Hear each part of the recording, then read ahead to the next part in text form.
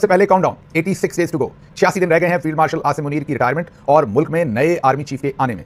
सबसे पहली खबर भी एक बार फिर इसी के बारे में है। खबर भी वही है जो पिछले व्लॉग में दी थी, लेकिन उसका अपडेटेड वर्जन है। राणा सनाउल्लाह साहब का सॉफ्टवेयर अपडेट कर दिया गया है और बहुत ही उम्दा अपडेट किया गया है। कल ही उन्होंने ये बयान दिया था और जो आज सुबह ही चल सका था, कल शाम को दिया था, आज सुबह ही वो मीडिया पे थोड़ा सा चला था कि हमने आपको बताया था कि ISPR, ISI, MI सब में अफरा तफरी मची थी और सबने कहा था कि इसे बंद करो क्योंकि 2030 तक एक्सटेंशन चाहिए कम से कम। ये हमने आपको बताया था। ये भी बताया था कि जब वो वाशिंगटन DC आए थे तो यहां पर बातचीत करते हुए उन्होंने ये कहा था कि पाकिस्तान की इकॉनमी 2035 तक ठीक नहीं हो सकती और जब तक इकॉनमी ठीक नहीं हो सकती मैं यहीं हूं, मैं कहीं नहीं जा रहा, मैंने इकॉनमी ठीक करके जाना है। उन्होंने अपने आप को खुद साख्ता एक किरदार अपना जो है वो इसमें से अखज़ कर लिया है, खुद साख्ता जिम्मेदारी दे दी है पाकिस्तानी कौम की तकदीर बदलने की, पाकिस्तानी इकॉनमी को तब्दील करने की, पाकिस्तान के साथ पता नहीं क्या क्या करने की जो जिम्मेदारी है उन्होंने अपने आप को खुद ही तकवीज़ कर ली है। और अब वो ये शायद समझते हैं कि मुझे अल्लाह मियां यहाँ लाया है और अब अल्लाह मियां हटाएं तो मैं हटूं, वैसे मैंने नहीं हटना। ये मेरे ख्याल में उनका माइंडसेट है। बहरहाल राणा सनाउल्लाह ने कल शाम को जब ये बयान दिया, हमने आपको बताया कि पाकिस्तान के मीडिया पर इस बयान को रुकवाया जा रहा है, तो आज ही राणा सनाउल्लाह से अपडेटेड बयान दिलवाया गया। अब मुझे नहीं पता कि उनका सॉफ्टवेयर कैसे अपडेट किया गया, जैसे आम पाकिस्तानियों का किया जाता है बिल्कुल वैसे ही अपडेट किया गया या थोड़ी नरमी रखी गई है, लेकिन जो डिलीवरी है राणा सनाउल्लाह की, जो अब क्लैरिटी है,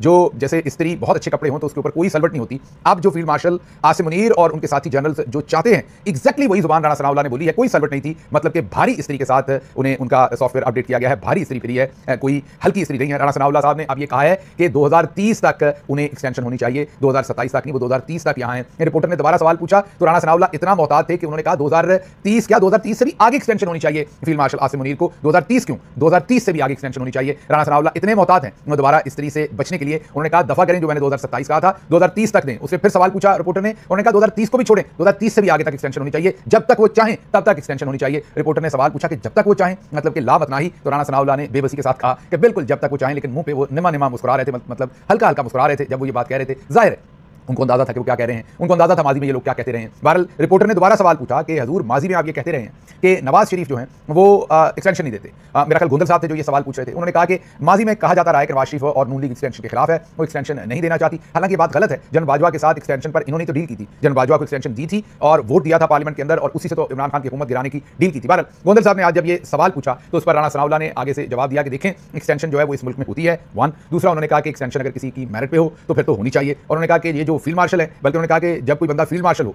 तो फिर उसका तो मेरिट बनता है, उससे ज्यादा किसका मेरिट बनता है, तो मौजूदा फील्ड मार्शल को तो फिर हर सूरत एक्सटेंशन मिलनी चाहिए। मतलब कि किसी किस्म का फॉल्ट नहीं रह गया राणा सनाउल्लाह के अंदर, कोई बैटरी कम नहीं है, सेल कम नहीं है, शॉर्ट सर्किट नहीं है, कहीं पर अब कोई ऐसी चीज नहीं रह गई। कितने हफ्ते तक 2027 से मेरा तो ख्याल है कि इसमें मुद्दत का तैयारी होनी चाहिए, जारी 2025 तक 30 तक चले, 30 से भी आगे तक जारी होना चाहिए। अच्छा जी आगे चलते हैं। ये तो मेरिट तो है, मैंने जैसे आपको कहा कि खुद साख्ता मेरिट हमारे जो फील्ड मार्शल साहब हैं उन्होंने बनाया हुआ है। अच्छा जी, अब सैलाबी सूरत हाल के बायस इलेक्शन कमीशन ने 9 हल्कों में होने वाले ज़िमनी इलेक्शन जो है वो मुलतवी कर दिए हैं। आपको पता है वजीराबाद, फैसलाबाद, उसके बाद फैसलाबाद का एक और हल्का, फिर लाहौर, फिर साहिवाल, फिर सरगोदा, फिर मियांवाली, फिर ये तमाम जो इलाके हैं इनमें ज़िमनी इलेक्शन का शेड्यूल दिया हुआ था। और भी कुछ इसमें शहर हैं उनमें ज़िमनी इलेक्शन का शेड्यूल दिया हुआ था इलेक्शन कमीशन ने। वो अब ज़िमनी इलेक्शन जो है वो कहा गया कि सैलाब की वजह से सूरत हाल बहुत ख़राब है, यहाँ पर ज़िमनी इलेक्शन नहीं करवाए जा सकते। इसके साथ साथ ही जो मैट्रिक के एग्जाम है वो भी पंजाब के अंदर, पूरे पंजाब के अंदर सप्लीमेंट्री इम्तहानात जो हैं वो भी मुलतवी किए गए हैं, उसकी वजह भी सैलाब बताया गया। लेकिन दूसरी तरफ आते हैं, जो पाकिस्तान तहरीक इंसाफ है उसने कायमा कमेटियों से इस्तीफा दिया है और अब स्पीकर और बहुत सारी कुव्वतें जो हैं वो कोशिश कर रही हैं कि ये जो पार्लिमानी कमेटियों से, कायमा कमेटियों से इस्तीफे दिए हैं पाकिस्तान तहरीक इंसाफ ने, ये वापस ले लिए जाएं।